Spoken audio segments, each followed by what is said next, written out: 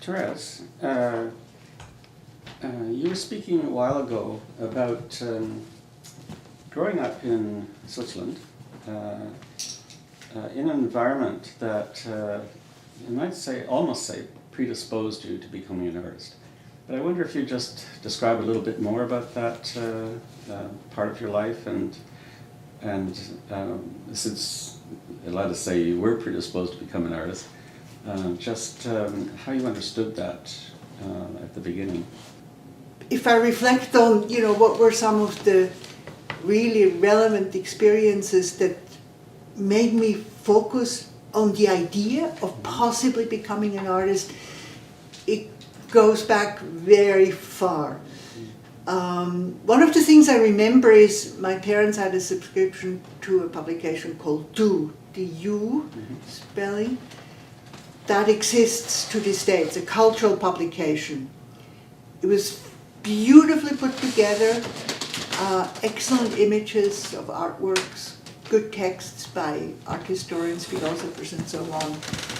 And it arrived predictably once a month, and I would have been 10 years old or so, where I was waiting for this appearance.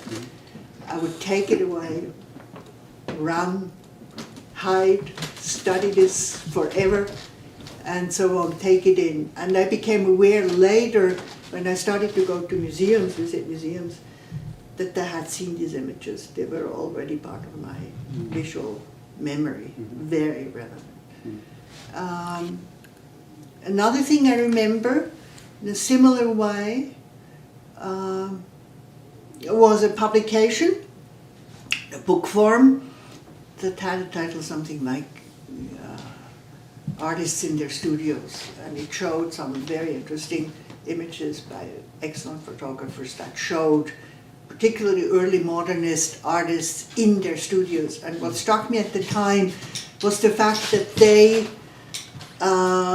were shown in an environment that didn't make any distinction between studio and living space, that this was continuous. And to me that was a revelation, the idea that somebody wouldn't live somewhere and go off to work, but that this was a complete environment. And of course I sensed that there was a lot of activity, mental activity was reflected in the way things looked. They looked very often messy. I was attracted by the grittiness of these images. I thought that was fantastic, a kind of a sense that there was an intellectual engagement that was palpable in the surroundings. So this is one thing I remember, looking at this and asking questions and so on. And then a little bit later, something that stands out for me also is, or were two interviews actually which I heard on TV. One was by Joseph Beuys, the other one by Jean Tinguely. And I'm not sure anymore, I was trying to remember whether the Beuys thing was in conjunction with the When Attitudes Become Form. And in each case, these people represented something, an intensity of engagement and the urgency in the way they presented the ideas that stayed with me, and I was absolutely convinced. I mean, neither of them at that point had already very established careers. Those were early moments in their careers, but I was absolutely convinced we would hear from these people in the future, that they had something to say that was very convincing. And aside from those vignettes, so to speak, I can of course think of just generally the Swiss landscape, cultural landscape, of having provided a lot of input. Excellent museums, good collections, a lot of discussion about culture, and so on. So I think that was all something that promoted my idea that I wanted to be one of those people who contributed to that reality, that world. When you had that thought, and the thought of contributing to that world, did you have a thought about what kind of contribution you could offer? I suppose more generally speaking, given the background that you're describing, did you have were you developing thoughts about what an artist can do or what an artist does, and how you could contribute to that? Well, one thing, my expectation was it would be something very difficult. I didn't see it as something glamorous, or I was not attracted by the idea that very often this plays out in a public environment. It was more the idea of thinking about the realities of the world intensely and in an ongoing way. That was sort of at the center of my perception of what that meant.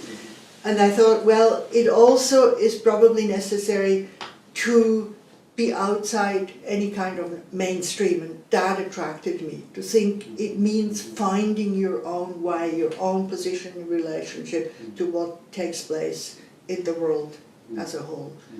But I didn't think career in the sense of, you know, being successful, nothing like it. It was the activity, the process of reflecting on reality of the state of the world.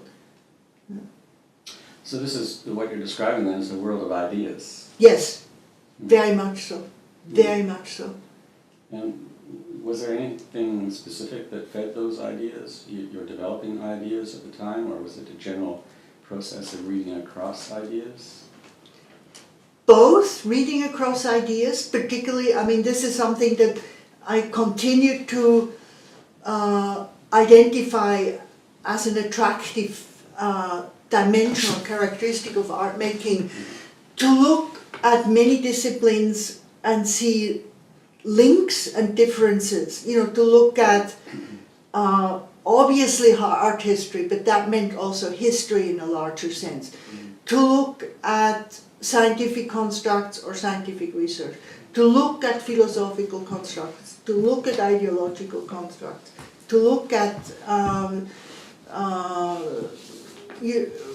political structures, that I could realize they were all linked, that, you know, within artworks there were concerns that were not necessarily so narrowly separating everything else out, although of course there would be a focus on specific things in specific works, but in general it would be trying to compare and analyze the relationship of every aspect that makes our world what we think it is, you know, or speculate it is, you know. I'm going to leap ahead and come back to something. You just mentioned art history as an interest, Therese. Do you want to expand on what part of art history you would have been interested in, and what part of art history you're interested in now, for that matter? What stream, perhaps? Yeah, I was interested in looking at art history, looking at works in the context of art history when I was a student. And then I became more concerned with what the present meant in terms of art production. But as the years went by, I returned more to looking at work in a larger temporal context. And so I've looked at art history more, thinking, of course, it gives us clues and insights into the context or conditions under which certain works have come into existence.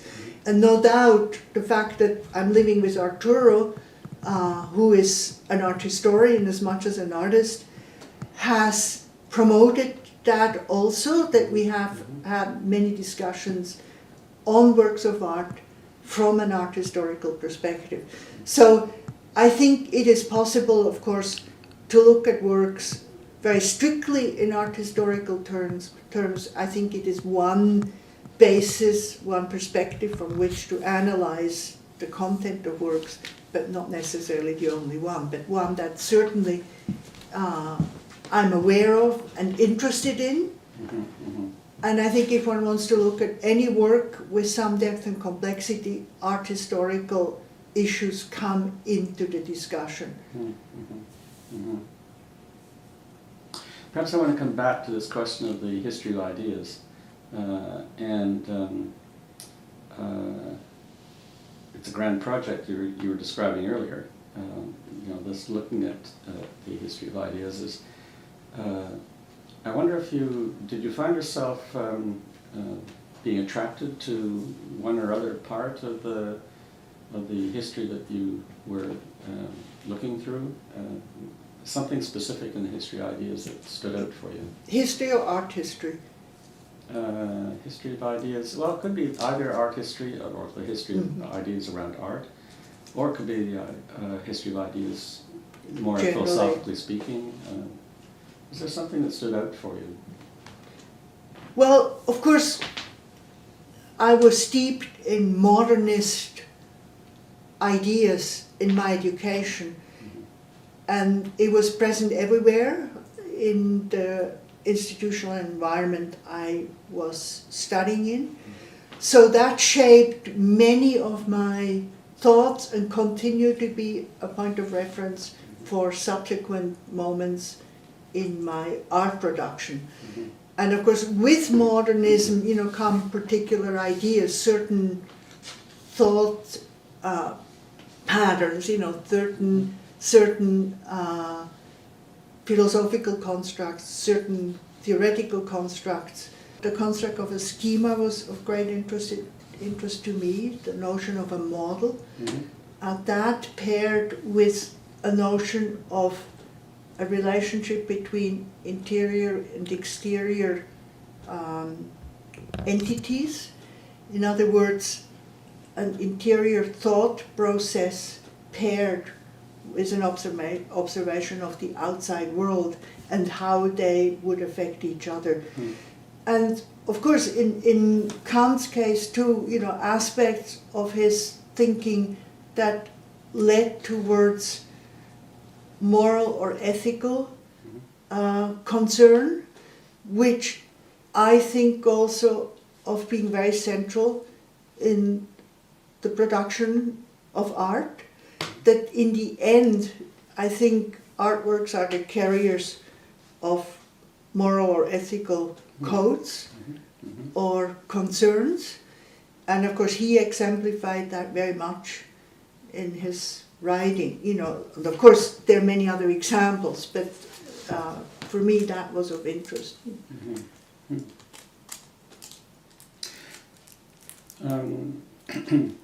Bring this all together somehow, if that's possible, Therese, and I apologize if it's not, but bring this all together somehow, as you reflect on your years of practice.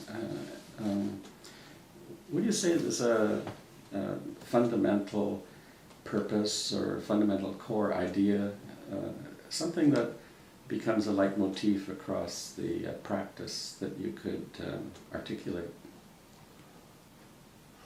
Well, I think in many general ways I'm not unique in some of the core ideas that have run through many distinct bodies of work. And that is to, in essence, trying to construct a model or a reflection of the reality within which we live, and to do that in relationship to a number of points of reference, which I'm coming back to, what we touched on earlier, historic, philosophical, scientific, not so much religious in my case, but I see that as a very relevant part in other works, theoretical, ideological constructs, and to find a way to situate a position which keeps in mind all those entities which we as humans have constructed collectively to navigate through the world. And so, of course, at certain times, specific things have come more into focus, others have receded a little bit, but we continue, of course, as humans, to look to those points of references continuously, and it's ever shifting. So to make an image of this reality at a certain time in a certain place. And of course, what we do when we make artworks, we somehow reconcile what we know with what we do not know, which is more speculative. So what we know, of course, is a history which we are starting to recognize as we move through time. as being not necessarily only an individual history, but the collective history or a cultural history, all dictated by geography, you know, cultural boundaries and so on. And to pair that with images which we have already received through art history by other artists who have been able to articulate such an image or a model, I could call it, and then to add to that something that reflects our time or something that points towards the future, so that what we perceive to be specific, our specific concerns at that moment, our fears and aspirations and celebrations at that moment in a certain place. And of course, that's how the work becomes individually distinct, that we recognize the things which are specific to that moment and to that place. So we are talking, of course, a little bit about Canadian history also now in the context of this project. It is part of writing a history, looking at this moment. What does it mean? Where are we in relationship to the 50 years previously, which was also such a moment, and then perhaps 100 years, you know, back, and then perhaps all the way to from the moment where we have a recorded history, to look at these segments, at these moments where we pause and look, you know. Well, this is also, you know, we were talking about the role of the artist. It brings to mind also something that I was very fascinated with. Lawrence Krauss, the cosmologist and astrophysicist, said once, you know, for a physicist, for a scientist, the most relevant activity is to frame questions and to frame precise and visionary questions. And I think that is a parallel activity to what making art is all about, you know, to frame questions, to raise questions, you know. So I feel these tactics that I have used now in many works are part of that intent, you know. That's interesting, interesting quotation, and it strikes me in light of that perhaps your relationship to materials follows through on that question of a critical inquiry. That the way you use materials is in fact a challenge our understanding or the conventional notion that we have of a material in reference to the ideas that they're working with. Absolutely. I mean, usually, of course, the idea is the primary thing, but I try to find a material representation which supports that idea clearly. So in this case, this evolved as a possibility using the screening or using the process of erasure, or again, you know, having the removal of the final and definite from sight, you know, to withhold in a way almost, you know. Yeah. As one moves across this work, its materiality is both exaggerated and called into question. Viewer becomes aware of his or her movement in front of the work, which to me was also something I wanted. I wanted a viewer to be placed in a position of having to reflect back on himself or herself, and then to the work and back and forth. And the moire, of course, is an interesting way of you know, taking advantage of that effect, you know. Yeah.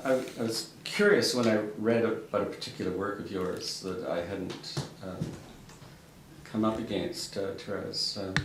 And I was curious because it refers to a favorite character in my childhood, Heffalump.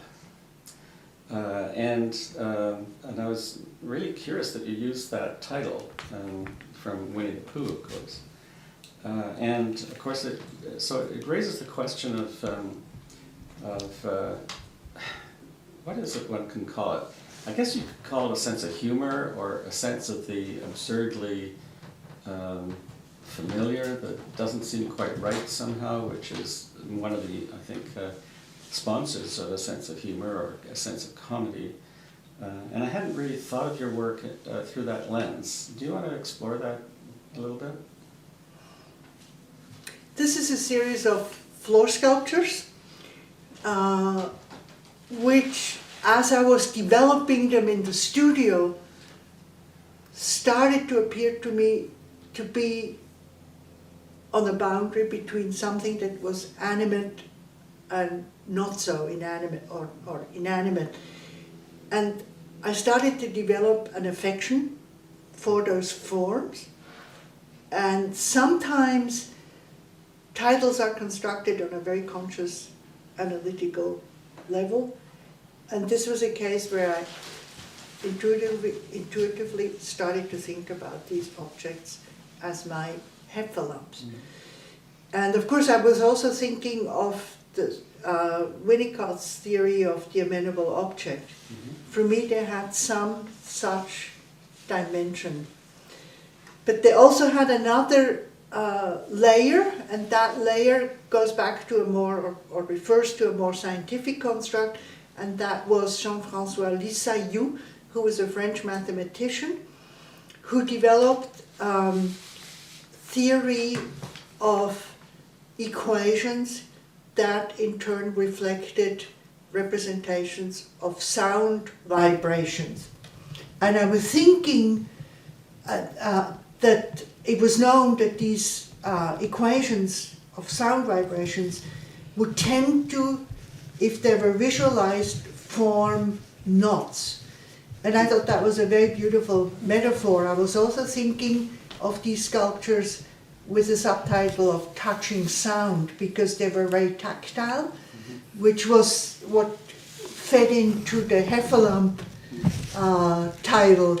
But I wanted those two things to come together, that there was a very tactile quality to the pieces, and at the same time that I would acknowledge that at the core of this development of those forms were Lissayou's equations, which were very, very beautiful forms ultimately, and that they represented sound, which of course is invisible, but I was thinking of a sound that is touchable. In other words, that the senses would come together. But the heffalumps for me seemed a very also poetic way of constructing, the title, and so it was a kind of a fusion of those strands that I tried to bring together. Yeah. Does literature play a part in the development of the work? Literary elements or literary sources may come into play in a very subtle way, but not as the central construct of a work. But I've always read, for instance, when I was living in Mexico, I was most interested in some of the literary figures, in that case, Octavio Paz and Carlos Fuentes, because they're two authors who spoke eloquently about Mexican identity and Mexican history in the most developed, thoughtful, complex way. So it certainly affected my thinking, my awareness of an entire culture, my awareness of how it had affected my work.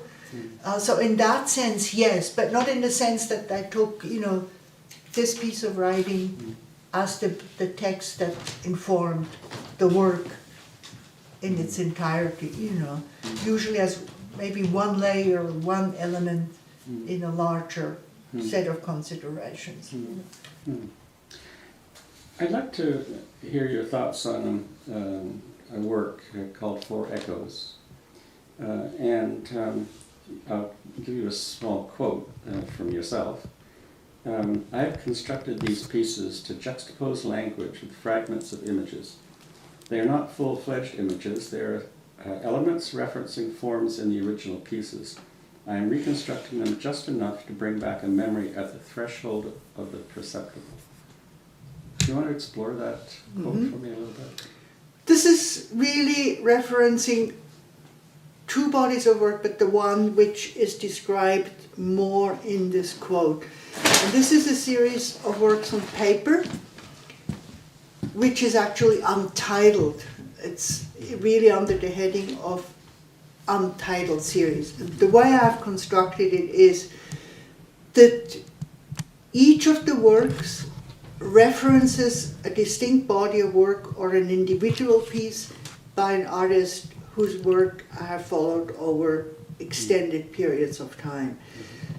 Which brings us back to the whole idea of finding ways to position oneself, one's own work in relationship to things which we have acknowledged in our development. So there were essentially 4 artists, and each of them produced work which resonated with me in a particular way.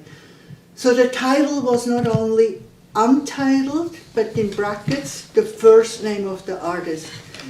So as a first issue, I was interested in identifying these works.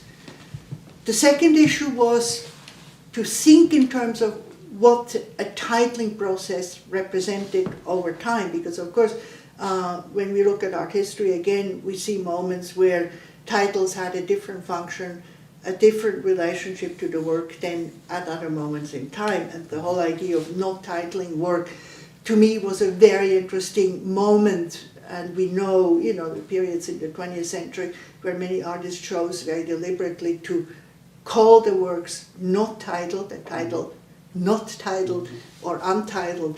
And I wanted to comment on that not titling a work would in a way put another relationship into place between the viewer and the object in question.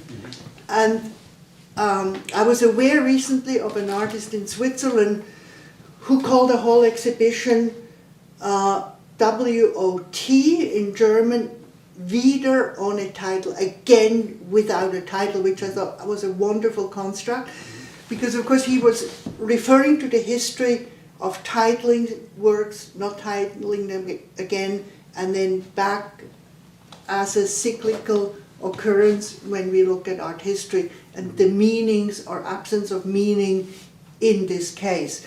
So I undermined the idea of untitled by placing the first, which is of course a familiar way of looking at or acknowledging or addressing that person, and at the same time also introducing the title of the body of work which I was referring to inside the work.